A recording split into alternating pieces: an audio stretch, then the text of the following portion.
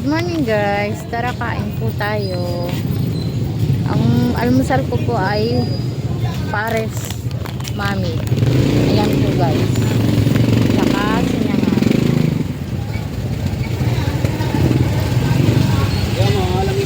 Siyempre, punto pa rin tayo pag umaga habang walang customer, kain muna para makapag isip-isip para maganda yung takbo ng ating brain.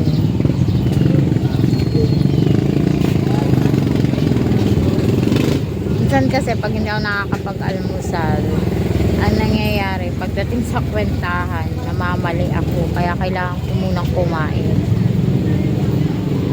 Tara guys, kain.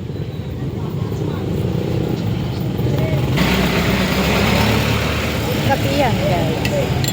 Ito, kape. Busok na naman.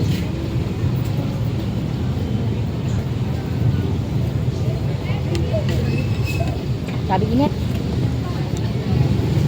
Mamaya mag-a-resize na naman ako ng aking mga paninda, yung mga nakasabit ko. May mga puwang-puwang na tatapalan ko naman siya para hindi siya pangit tingnan.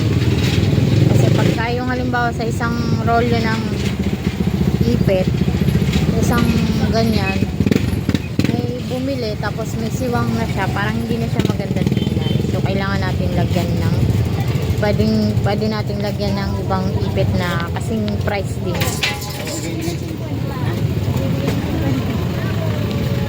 So paano guys, kain muna tayo guys.